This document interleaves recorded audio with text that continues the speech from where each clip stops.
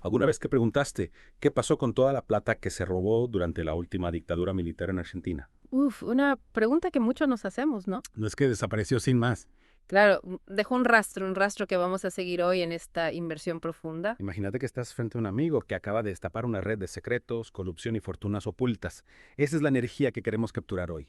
Prepárate, porque lo que vamos a descubrir es realmente escalofriante. Más allá de las brutales violaciones a los derechos humanos, hubo un sistema de saqueo y lavado de dinero que se extendió mucho más allá de las fronteras de nuestro país. Exactamente. Y para entender la magnitud de este entramado, vamos a empezar por Chascomús. Chascomús, un lugar que normalmente asociamos con tranquilidad. Sí, te imaginas un mega emprendimiento inmobiliario ahí en la laguna, con un barrio cerrado al que solo se podía acceder en barco. Suena idílico, ¿no? Suena paradisiaco. Pero la realidad es que este proyecto, impulsado por Aníbal Gordon, un personaje siniestro vinculado a la represión ilegal, y al centro clandestino Automotores Orlen, tenía un propósito mucho más oscuro: lavar dinero proveniente de la llamada Operación Oro.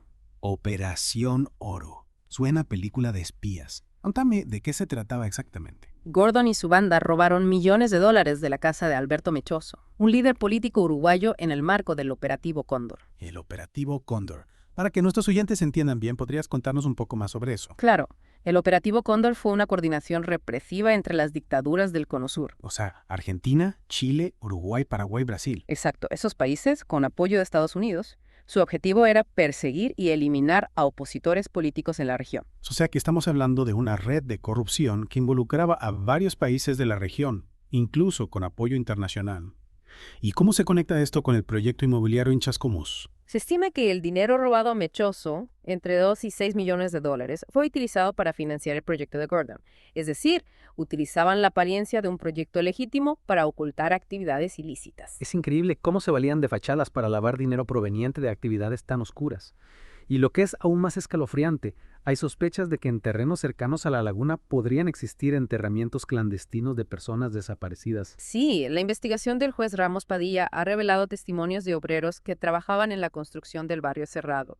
Estos obreros fueron secuestrados, torturados y llevados a la comisaría local. Sus declaraciones son claves para desentrañar esta trama. Es decir, que la violencia, la represión y la corrupción estaban íntimamente ligadas en este entramado. Sin duda. Y la historia se vuelve aún más compleja si consideramos que el propio Gordon cayó en desgracia en una lucha interna dentro del régimen, lo que llevó al secuestro de los obreros. Un verdadero laberinto de poder, traiciones y crímenes, mientras se construía un barrio cerrado con dinero robado a un líder político. Exactamente. Y no olvidemos las conexiones con la iglesia y el poder político local. Hay testimonios de una gran fiesta en el lugar a la que asistieron el intendente de Chascomús, el obispo Montes y otras figuras de la ciudad. Es indignante cómo la corrupción permeaba todos los niveles de la sociedad, desde las altas esferas del poder hasta la vida cotidiana en un pueblo como Chascomús. Y la investigación continúa, buscando determinar el monto exacto del dinero robado y las irregularidades en la adjudicación de los terrenos. Dejando Chascomús atrás, pasemos ahora a otro escenario, quizás el más emblemático de la represión, la ESMA. La Escuela de Mecánica de la Armada, un lugar que se convirtió en el símbolo del horror durante la última dictadura militar. Pero más allá de la brutalidad, la ESMA también fue escenario de un sistemático despojo económico. ¿Te acordás del caso del abogado Conrado Gómez? Claro, en 1977 un grupo de tareas irrumpió en su casa, lo secuestró y se llevó una fortuna en efectivo, documentos de propiedades y hasta objetos personales. Es increíble la meticulosidad con la que se apropiaban de todo. No solo se llevaban dinero y bienes de valor, sino también muebles, electrodomésticos, hasta la comida. No era solo silenciar opositores, sino enriquecerse a costa del terror. Exactamente. Para administrar todo ese botín crearon una red de empresas fantasma. Una de ellas, con la ironía que caracterizaba a estos personajes, se llamaba Wilry S.A. Wirriesi. ¿Y dónde está ubicada la sede de esta empresa? La avenida Cerrito 1136, la sede legal del Partido para la Democracia Social, fundado por el mismísimo Emilio Macera. No lo puedo creer. Están utilizando la estructura de un partido político para lavar dinero proveniente de actividades ilícitas. ¿Y qué más hicieron con lo robado? Bueno, con el dinero robado a la familia Ceruti en Mendoza, por ejemplo, construyeron un barrio privado con calles que llevaban nombres como Honor, Patria y la más cínica de todas, Avenida de la Felicidad. Avenida de la Felicidad, un nombre que contrasta fuertemente con el horror que se vivía en la ESMA. Sí, un macabro recordatorio del pasillo que conducía a las salas de tortura. Es espeluznante cómo se burlaban de sus víctimas hasta en los detalles más pequeños. Y lo que es aún más perturbador, esta red de corrupción no se limitaba a la ESMA. ¿A qué te referís? Había otros personajes, como Miguel Ángel Egea, que se dedicaban a crear compañías offshore para lavar el dinero robado. ¿Podría darnos algunos nombres de estas compañías? Claro, algunas de ellas eran Long Region SA, London Clubs SA y Forestando Delta LA. Nombres que a simple vista parecen empresas legítimas. ¿Cuál era su función en todo esto? Estas no eran empresas legítimas, eran empresas fantasma. Existían solo en papeles, diseñadas para mover dinero a través de un laberinto financiero y hacerlo imposible de rastrear. Y gracias a la filtración de los Panama Papers, ¿qué pudimos descubrir sobre las actividades de Egea? Descubrimos que tenía una cuenta en un banco suizo bajo el nombre de Walker Mill Management. Espera. O sea que estaban escondiendo millones en paraísos fiscales mientras el país estaba en crisis económica. Increíble. Exactamente. Y lo más increíble es que algunas de estas compañías offshore, ahora a nombre de la esposa de Egea, Barbara Franz, fueron reactivadas en 2024. En 2024, justo cuando se intensificó la campaña para liberar a los genocidas condenados. Exactamente. Esto nos lleva a una pregunta inquietante. ¿Podrían estas fortunas amasadas durante la dictadura estar financiando los actuales esfuerzos por lograr la impunidad? Es una posibilidad que no podemos descartar. Y todo esto nos lleva a otro caso emblemático. El robo de obras de arte del Museo Nacional de Bellas Artes en 1980. Un robo que, a pesar de su aparente sofisticación, también estuvo ligado a la violencia y la corrupción del régimen. ¿Cómo fue exactamente este robo? Imagino que requirió una planificación detallada. Tenés razón. En la Nochebuena de 1980, un grupo de ladrones profesionales ingresó al Museo Nacional de Bellas Artes y se llevó 23 obras de arte de un valor incalculable. Se llevaron obras de Degas, Manet, Renoir, Morisot, Cézanne y Rodin. Un botín impresionante. ¿Y se sabe quiénes fueron los responsables? La investigación apunta a Aníbal Gordon, el mismo personaje involucrado en el proyecto inmobiliario de Chascomús. Increíble. Este individuo estaba involucrado en una amplia gama de actividades delictivas. ¿Y qué pasó con las obras de arte robadas? ¿Se recuperaron alguna vez? Algunas de las obras robadas reaparecieron años después en manos de un traficante de armas chino. Un traficante de armas chino, ¿qué conexión puede haber? Parece una trama de película. Las pistas nos llevan a otro personaje siniestro, Guillermo Suárez Mason, un militar involucrado en la represión y el lavado de dinero, quien también tenía vínculos con el tráfico de armas a nivel internacional. O sea que la red de corrupción se extendía a nivel internacional con conexiones en distintos continentes. ¿Y qué similitudes encontrás entre este caso y el de las empresas offshore de la ESMA? En ambos casos vemos la utilización de compañías fachada, paraísos fiscales y la participación de figuras clave del régimen. Es un verdadero entramado de poder, violencia y corrupción que se replica en distintos ámbitos. Es impresionante cómo se entrelazan estas historias, revelando una red criminal mucho más amplia de lo que podríamos imaginar. Y todavía quedan muchas preguntas por responder. ¿Dónde está el resto del dinero robado? ¿Quiénes están beneficiando de estas fortunas ocultas? Preguntas que nos obligan a seguir investigando y a exigir que se haga justicia. Exactamente. Y mientras seguimos la ruta del dinero, nos encontramos con otro personaje clave en esta historia, Jorge Radice, el contador de la ESMA. Radice, otro nombre que aparece una y otra vez en los relatos sobre la ESMA. ¿Cuál fue su rol en todo esto? Radice era el cerebro financiero de la patota del 3.3.2, el grupo de tareas que operaba dentro de la ESMA. Se encargaba de administrar el dinero y los bienes robados, utilizando empresas fantasma y testaferros para ocultar el origen ilícito de las fortunas. Es increíble cómo se organizaron para llevar a cabo este saqueo sistemático. ¿Podrías contarnos un poco más sobre cómo funcionaba esta estructura? Claro. Tenían una estructura bien definida. Utilizaban los llamados pañoles, espacios dentro de la ESMA donde almacenaban todo lo que robaban, desde dinero y joyas hasta muebles, electrodomésticos, hasta ropa y comida. Un verdadero centro de almacenamiento para el botín robado. ¿Y qué hacían con todo esto? ¿Cómo lo convertían en dinero para financiar sus actividades? Lo vendían, lo distribuían entre ellos, lo utilizaban para financiar sus actividades. Era un verdadero negocio montado sobre la base del terror y la impunidad. Y Radice era el encargado de mantener este negocio en funcionamiento, asegurando que el dinero fluyera y que quedara oculto su origen. Exactamente. Y para hacerlo, contaba con la complicidad de otros civiles, como su hermana Norma Berta Radice, también contadora, y el matrimonio Egea Franz, que ya mencionamos antes. O sea que esta red de corrupción involucraba a una amplia gama de personas, tanto militares como civiles, que se beneficiaban del saqueo y la represión. Así es. Y no podemos olvidar a otros nombres que aparecen en esta historia, como Jorge el Tigre Acosta, Alfredo Astiz, Jorge Vildosa, Ricardo Caballo. Todos ellos participaron en el saqueo y se beneficiaron del dinero robado. Es indignante pensar que estos criminales, responsables de torturas, asesinatos y desapariciones, también se enriquecieron a costa del sufrimiento de sus víctimas. Y lo que es aún más preocupante es que parte de este dinero podría estar siendo utilizado para financiar la campaña por la impunidad. ¿A qué te referís? Hay indicios de que esto esté sucediendo en la actualidad. Recordemos que en 2024, el mismo año en que se intensificó la campaña para liberar a los genocidas condenados, se reactivaron algunas de las empresas offshore vinculadas a la ESMA. Es una coincidencia que no podemos pasar por alto. ¿Hay alguna otra información que respalde esta hipótesis? La diputada Lourdes Arrieta, quien denunció la visita de sus compañeros del bloque libertario a los genocidas presos en Ezeiza, también ha señalado la posibilidad de que haya financiamiento proveniente de estas fortunas ocultas para impulsar la agenda de la impunidad. Es decir, que el dinero robado durante la dictadura podría estar siendo utilizado para silenciar a quienes buscan justicia y mantener a los responsables de los crímenes en libertad. Es una hipótesis que la justicia debe investigar a fondo. Y mientras tanto, los familiares de las víctimas siguen buscando respuestas, reclamando justicia y exigiendo que se recupere el dinero robado. Es una lucha que no se detiene. Y nosotros, como sociedad, tenemos la responsabilidad de acompañar este reclamo y exigir que se esclarezca la verdad. Porque la memoria, la verdad y la justicia son pilares fundamentales para construir un futuro mejor. Y en esta búsqueda, la ruta del dinero de la dictadura nos ofrece pistas claves para comprender la magnitud del saqueo y la persistencia de la impunidad.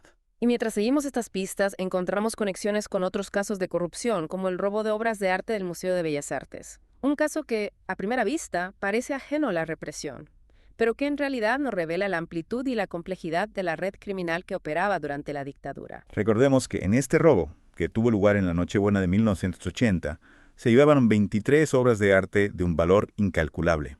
Y la investigación apunta a Aníbal Gordon, el mismo personaje que mencionábamos antes, involucrado en el proyecto inmobiliario de Chascomús. Es decir, que estamos hablando de un individuo que operaba en distintos ámbitos, siempre al amparo del poder y la impunidad que le brindaba el régimen. Y lo que es aún más sorprendente es que algunas de las obras robadas reaparecieron años después en manos de un traficante de armas chino.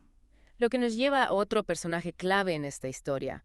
Guillermo Suárez Mason, un militar involucrado en la represión y el lavado de dinero, quien también tenía vínculos con el tráfico de armas a nivel internacional. O sea que estamos hablando de una red de corrupción que se extendía mucho más allá de las fronteras de Argentina. Exactamente.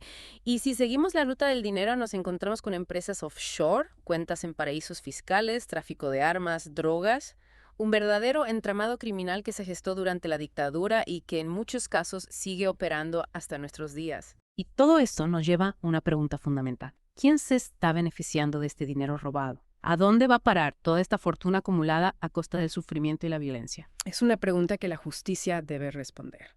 Y mientras esperamos esas respuestas, ¿qué podemos hacer como sociedad para impulsar la búsqueda de la verdad y la justicia? Podemos mantener viva la memoria, exigir transparencia a nuestros gobernantes, apoyar a las organizaciones que luchan por los derechos humanos y no olvidar que la lucha por la justicia no se termina hasta que todos los responsables rindan cuentas por sus actos. Es un compromiso que debemos asumir como ciudadanos para que la historia no se repita y para que las víctimas de la dictadura finalmente encuentren la paz y la justicia que merecen. Exactamente.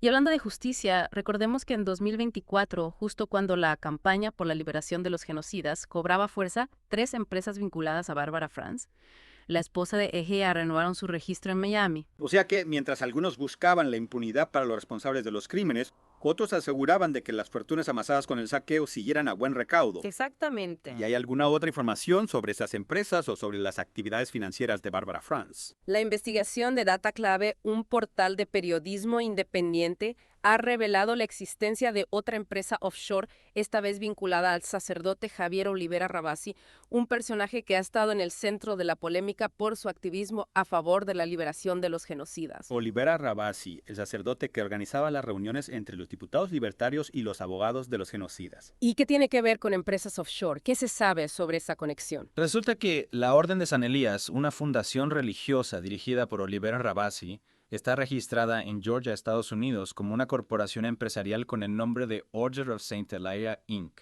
Una fundación religiosa registrada como empresa en un paraíso fiscal. Es una combinación bastante inusual. Así es. Y lo más llamativo es que la dirección física que figura en el registro es una millonaria mansión que pertenece a Kiria Velázquez, una figura que también aparece como integrante de la empresa. O sea que hay una clara conexión entre Olivera Rabasi, una fundación religiosa, y una empresa offshore en un paraíso fiscal.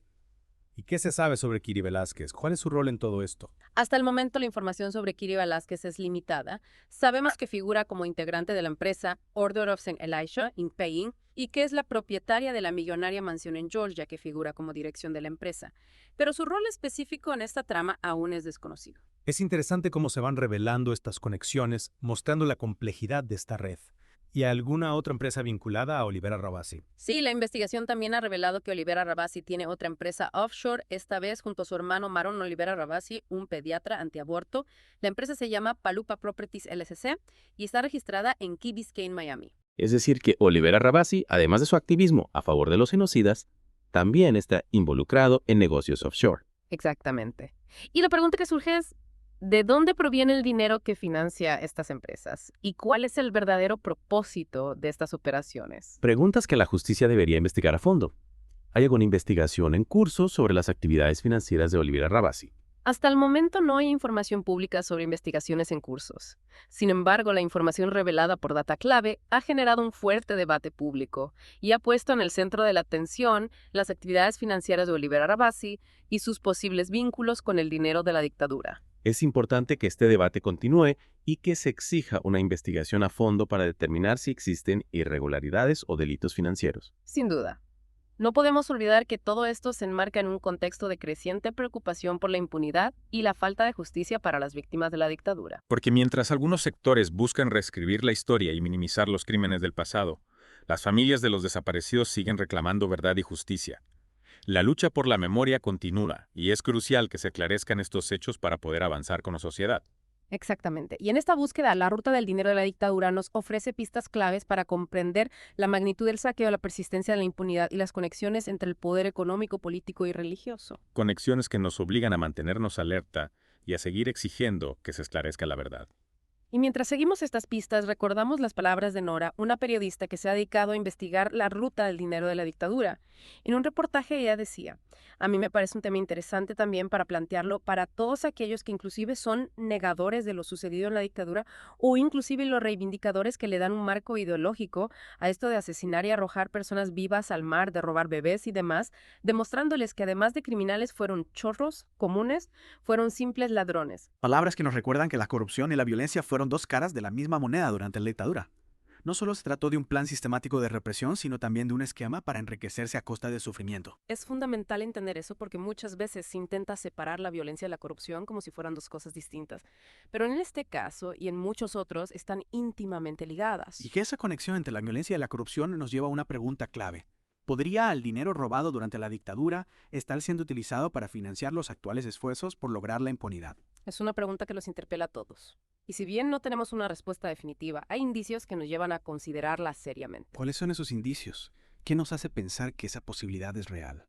Por un lado, tenemos la reactivación de empresas offshore vinculadas a figuras del régimen, justo cuando se intensifican las campañas por la liberación de los genocidas.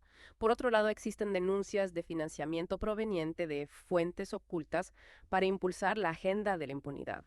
Es decir, que si bien no podemos afirmarlo con certeza, hay suficientes elementos como para que la justicia investigue a fondo esta posibilidad. Exactamente. Es decir, que si bien no podemos afirmarlo con certeza, hay suficientes elementos como para que la justicia investigue a fondo esta posibilidad. Totalmente. Es crucial que se siga la ruta del dinero, que se investiguen las conexiones entre las empresas offshore y los grupos que promueven la impunidad. La verdad, por más dolorosa que sea, es la única herramienta que tenemos para construir un futuro mejor. Sin duda. Y en esa búsqueda de la verdad es importante no solo mirar hacia el pasado, sino también analizar el presente. ¿Cómo se manifiesta hoy la impunidad? ¿Qué mecanismos se utilizan para silenciar las voces que reclaman justicia? Son preguntas que nos desafían como sociedad. La impunidad no es algo que quedó atrás, sino que se reproduce constantemente a través de diferentes mecanismos. Claro, la corrupción, el encubrimiento, la manipulación de la información, la deslegitimación de las víctimas. Es un entramado complejo que nos obliga a estar alertas, a no bajar los brazos en la lucha por la memoria, la verdad y la justicia. Y entender que la lucha por la justicia no se limita a los tribunales. Es una lucha que se da en todos los ámbitos. En las calles, en las escuelas, en los medios de comunicación, en nuestras conversaciones cotidianas. Es un compromiso que asumimos al recordar, al investigar, al cuestionar, al no olvidar. Porque la memoria no es solo un ejercicio del pasado, sino una herramienta para construir un presente más justo y un futuro donde esas atrocidades no se repitan. Bueno, muchísimas gracias por acompañarnos en esta inmersión profunda en la ruta del dinero de la dictadura. Esperamos que este recorrido les haya brindado información valiosa para comprender la complejidad de este entramado y la importancia de seguir luchando por la memoria, la verdad y la justicia. Gracias por escuchar Geopolítica, un podcast de Enrique Aureli. No olvides compartirlo y apoyar nuestro trabajo. Hasta la próxima.